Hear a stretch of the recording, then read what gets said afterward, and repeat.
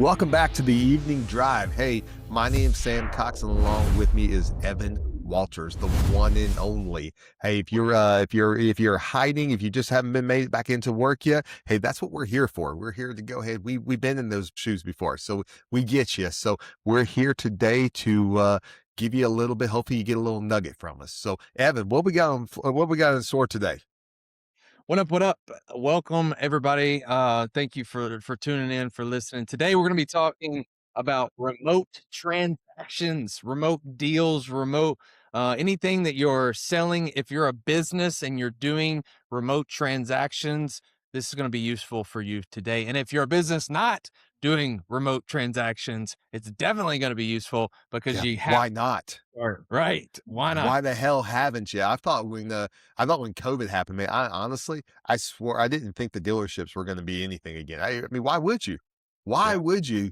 In a lot of cases. Now, I do get it. I do get it. Like, especially if you're buying a pre-owned vehicle or, something like that, you want to touch it, drive it, that kind of good stuff. But, it's a remote deals are the way it is. And I know that you had a lot to do with what we did at Dan Cummins as far as the remote deals, because we didn't sit back. We didn't wait for deals to actually come. We found a way to make them happen. So what were some of the processes that we put in place that you can kind of share that we did with remote deals Yeah. I think. on your side?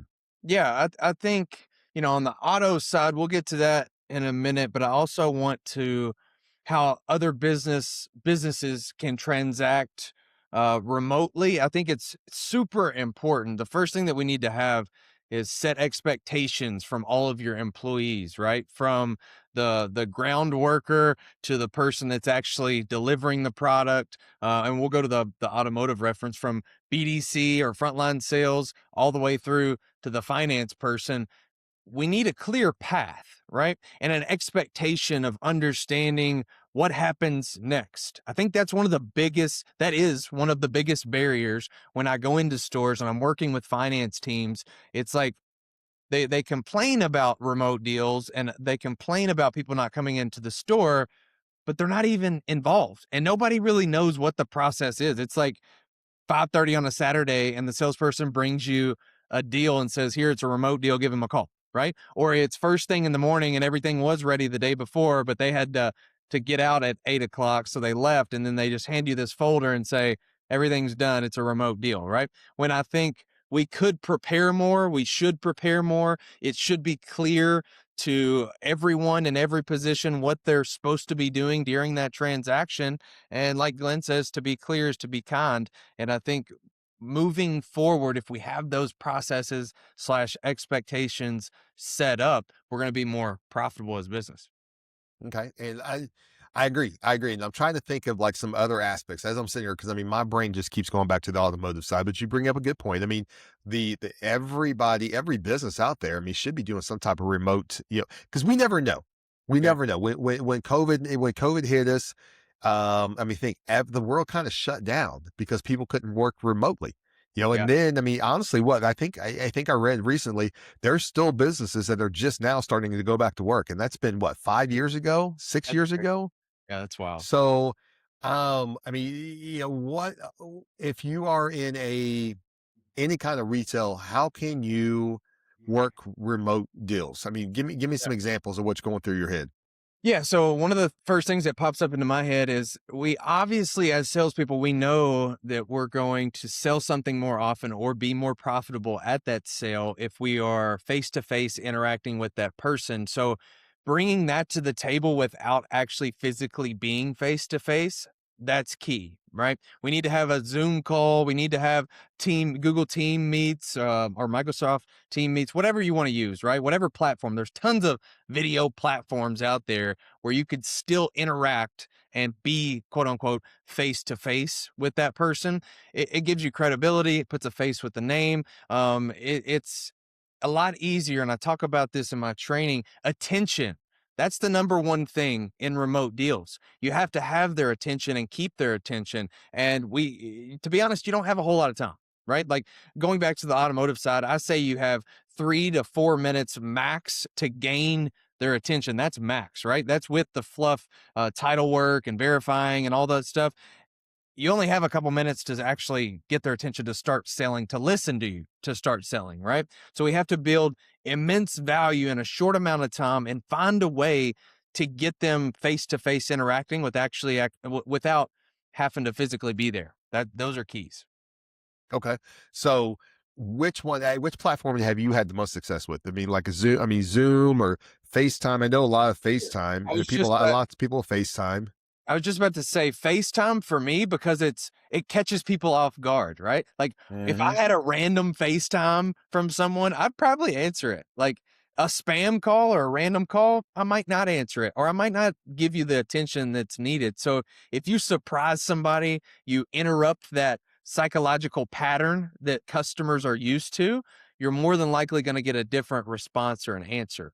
Right. So I would say FaceTime. And then I personally like Zoom because we have to think when you're doing a remote transaction, you have to step across the desk or step across the table and be in that customer's shoes. So if your dealership, if your business uses Microsoft Teams, for example, for a weekly call, I'm going to go ahead and tell you from my experience on using all of them, it's probably the hardest or the most time consuming if you've never Mm. done it before, right? You have to set up a profile, you have to log in here, you have to verify this, you have to set a nickname, you have to, all these little steps. So for me personally, I would do something the least amount of resistance that would happen with that customer. So Zoom for me, I would say majority of people are familiar with Zoom, have had a Zoom login at some point, and it's really easy to actually navigate and use.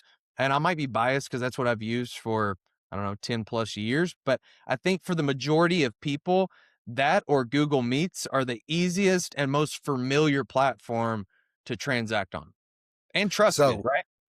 yeah, well, yeah, and trust it. So I'm trying to. So now let's say there's people out there and they're just catching it right now. So why would we want to do a virtual? I mean, why not just pick up the phone and have a conversation with the person or shoot a text message to them? I mean, Yeah. what's the difference between that and doing it like a video call? Yeah. I think the importance of making sure that you see them face to face is because it's easier to gain, we'll say, real attention, right? Because I could be on the phone. We could be doing this podcast and it's just a phone call instead of video too. And you wouldn't know if I'm looking at someone else, if I'm actually talking to somebody else, if I have you on mute, Mm. if I'm actually giving you my undivided attention, right? And you can't do that with a text message, especially. Like I see a lot of finance people just email the paperwork. Like Yeah. who actually is going to pay attention to the email, right? They're going to look where they sign and how they can complete the work. Other than that, you might as well have forgot it, right? And going to that face to face interaction, it at least gains the probability that you get their undivided attention. Okay, so why are companies, dealerships especially, okay, dealerships especially. I do some business, remotely, so I get it. Not all businesses are like this, but why are dealerships in particular so scared or just not ready to like move to any kind of like Yeah. remote type thing? Because I run into a lot of dealers and a lot of dealers that, they want to sell more cars. They are selling a lot of cars, but when you talk to them, they're not selling remote. I mean, Glenn bought a vehicle. What, he bought a vehicle from one of our dealers not long ago, and they did absolutely nothing remote. He had to like walk him through the process on how to actually work a remote deal. And it's like, really? So why do you think more dealers are terrified to? I'm gonna use the word terrified because I honestly because I don't see any other reason why to, because it's very easy. Yeah. It's very easy You know the answer to that, Sam. So I'm going to spin it to you. Why do you think dealers don't do remote deals? because it's not the way we've always done things. I mean, There you that's the key. It's Why don't not the we way ever we've do always done anything things. that's innovative, that's new, that's like dealerships? If you've only been in automotive and you know nothing else, then that's what you know, right? But if you get out of the industry or look at other industries, I challenge you to look at other industries on how they transact and do business, not only the industry that you're in, right? We have to learn from other industry. Why would we silo ourselves to the exact same industry? That just blows my mind, right? And now Let's that we take Apple for instance. Take Apple for instance. Okay, Yeah, I'm sitting yeah, here looking. I've got all these Apple products in front of me on my desk here, so I'm thinking Apple. So, and I remember Brian Benstock mentioning in New York, okay, Yep. he could actually, there's an Apple store, a huge Apple store, actually, an Apple store Internet. there. He could actually order it, that morning, for instance, and it would be delivered to him in New York that afternoon, that Yep. evening. Yep. So, and he do everything remotely. So think of that. If a company like Apple, and I know people are sitting there thinking, well, that's a phone or that's a computer or something like that. I get that, but it's still a transaction. Yep. It's still a transaction. So, honestly, in some cases, I want to touch and feel that, maybe that keyboard or that mouse or, something like that, more than I do a brand new car that I've already driven maybe at another dealer. So, it's one of those things of like getting out of their own way. And it's Well, not always the things. yeah, and one of the big things too is we're not saying take away the old traditional way of doing business. It's Oh, no. literally, it's just another avenue, kind of like when Glenn created 800%, right? We had one narrow opening for people to do business with us. And that was if you're a GM, an owner, you're a third generation, you're a franchise store, you sell between 100 to 250 cars a month, and you're okay to invest in your people thousands of dollars a month, right? We had a narrow, what does he call that? A narrow way of entry, a narrow bridge of entry, whatever the correct way to put that. Now we broaden it to where we're a whole dealership solution where we help whatever position that you are in the dealership world, and it's more open, like more broad, more wide spectrum. We didn't change or take away working with GMs and owners of third generation dealers that are from franchise stores selling 100 to 250 cars a month. We just kind of opened the door for other avenues of business. So I think that is one of the biggest things dealers, when they realize that, it's an aha moment. We're not asking you to take away or to Mhm. completely change, but have available some other way that people can do business without stepping foot into your dealership. Because Sam, you're on the front end more than I am as far as with salespeople, sales managers, and pricing of these vehicles. You could be in New Jersey at a store, Florida, California, or Washington State, and the prices are pretty similar. They might be a Yep. little different. They might be $1,000, $2,000 difference depending on, the area or what they have included with their deal or whatever. But it's not 10 grand difference. It's not 8 grand Mhm. difference like it used to be. So that's kind of gone away, right? Like we have to be more creative and open up to where volume's going to solve everything. We sell more cars, we create more fans, we do more business. That's how you're going to grow. You're not going to grow the old way from making 8 grand on a customer on a Toyota RAV4, right? It's just not going to happen. So, like, you brought up a good point about like the front end of it. It's the fact of like, we're sitting there thinking about like finishing a transaction, but how about beginning a transaction? I mean, the Mhm. trade appraisal, Yep. Yep. or let's get away from the trade appraisal and let's just even look at like we're talking right now. We're talking to dealerships, and I'm working with a couple like real closely right now about buying more vehicles off the street because auction prices right now are through the roof. It's ridiculous to buy from auction, and you can't like we used to get a lot of our vehicles from like Enterprise and Hertz and stuff like that. You can't really do that nowadays because they're having a tough time getting their vehicles. So the mileage just keeps ramping up, which means that you're paying retail for a vehicle that's got, way too many miles on it anyway. So, um, but people are terrified to even do a remote transaction like where we show the vehicle like we used to have our drivers go out. Yes, our drivers go out and FaceTime while they were at the customer's residence, the entire vehicle, Yeah. right? The entire vehicle. Yet we are not scared as dealers to get pictures of the car. Hey, send me some pictures and the mileage of your car. Okay. So you're not scared to do that. And we've done that for a very long time. I mean, Yep. honestly, I think 20 years ago, I think I was, I was having, I was told to have customers send me pictures of it. Yet now I could just take my phone and just do a complete walk around of this video and HD, Yeah. but we're scared to do that, but we're not scared to get some pictures. Yep. At the end of the day, successful businesses take risks, and some of those risks weigh more than others. But if you're not willing to take a risk on acquiring a vehicle that might have a few more dings, scratches, nicks, little things, right? Like a stain in the carpet or a needs two tires when you didn't allot for it. Like you have to be willing to take risks and transact in a way that others are not. It's like CarMax and Carvana, they're killing the game. Like, dude, we've got a Yeah. CarMax that's on Richmond Road. It's like, I don't know, 15 minutes from the office. Their lot is full, and it hasn't been empty the whole time. Like these last 4 or 5 months, when we've got some dealers that are, man, I'm just trying to find vehicles. They're not trying. They're not trying to find vehicles. They're acquiring vehicles. They've always been. So we have to think as dealers, you got to take some risks. And I'm not saying you buy something that might have a major issue, but sometimes you're going to get those, right? And what did we do when we were at the store and we took those risks and acquired some iffy vehicles and we ran into that situation? We made it up in other transactions, right? Or made Yeah. it up in other aspects. Well, and you're gonna have to, and I mean, my wife and I were watching something last night, and there was a Carvana commercial. I mean, Shaq is doing Carvana commercials now, so Saw that. John Hamm is doing Carvana, and you watch this, you sit there and think, even my wife knows like Carvana, and it's like how easy of a transaction it is, to where Yeah. you do everything on your phone, you put everything in, they come and pick up your vehicle for you, then they give you a check. It's like, but we as in the car industry at least, we are terrified to do that. And I guarantee outside of the car industry, other businesses, are probably even more scared than even the car industry is because all the legal stuff that they're continuing to think of. So, I know there's a lot of industries out there that aren't as scared. They're not as terrible. They're doing more, remotely because they do get it.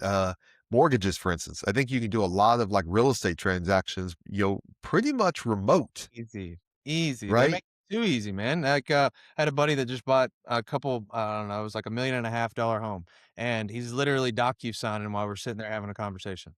He's like showing me different things on it, showing me the rates and the terms, and we were conversating about it, and it's almost $1.5 million, and it's all on his phone, and he's literally just docu. And I'm sure he had to go in and complete something. Maybe I don't know. Had to complete something to verify at some point, but majority of the work was done sitting on a couch chatting with your friend. Sitting there, think about it. Think you're right, because last year, Jennifer and I bought a Disney, like, vacation club, Yeah. and we had to verify who we were, but that was pictures of our excuse me, it was a remote notary. We had to schedule a Zoom, this is no lie, we had to schedule a Zoom, and in that Zoom session, we had to hold up our driver's license, and they took a picture of our driver's license next to us. Hey, That was a remote notary.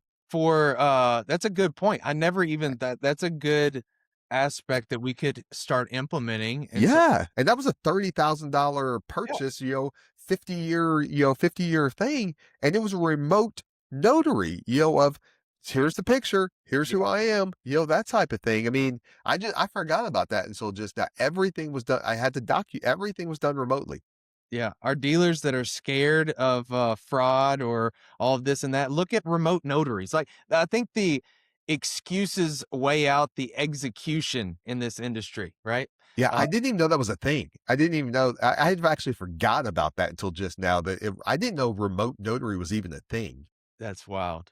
That's wild. The times we live in, man, the times that we live in. Before we wrap it up, I know we're gonna keep it short and sweet this time, but before we wrap it up, Sam, what's something that we could tell, we'll say a dealership that's wanting to Mhm. get to broaden the horizon and start selling further away than just their community or 25 miles within their dealership. What are some things that they like, two things that they could start with that they could focus on? Well, be open to be open to remote everything, the entire remote process. You have to be open to that. And secondly, would be to make sure that you're tracking the prices in within a 250-mile radius, not your backyard. Yeah. Free Forget your backyard, okay? Because if you're only thinking of your backyard, you can only grow so much. We used to think of a 250-mile radius, and in that 250-mile radius, we wanted to be the best price or at least match the best prices in that area. So if we're looking at that aspect of it, I mean, those two things, grow some balls, Mm, and be able to work remotely and, not and trust that you have a team around you that can do it. And then, be willing to, put it out there. yep. Yeah, we used to draw people from New York. Hell, we had a person that drove for our lifetime powertrain from Texas. Yeah, Texas, we've had Alaska, I've done paperwork for about every state, that we Alaska, in the United God. States. Yeah, he drove from Alaska, or flew and then drove his truck. Flew, okay. Yeah, yeah, But we have had somebody drive from California. I remember that. We did have somebody drive from California, and it's to me, it's nuts. yeah, To me, it's crazy. But we also made sure that we were pricing things, out there like that. So, yeah. um, Think for me, the number one thing is clarity with your team and the expectation of we are doing this, get on the train or get off the train. So the expectation from the team, the clarity of a process or creating one, right? And then just actually doing a few and starting it. Like a lot of us plan and create this wonderful thing, this scenario, and then we try it out in real life, and then it's completely different than what we planned for, right? So yeah. set the expectations, teams all on board, and then actually dive in and do a few of these video calls. Create like the remote notary. Have these safety nets if you need them, and actually just dive in and start transacting remote. I think that's the biggest But thing. just do it. Like Yep. Nike says, just do it.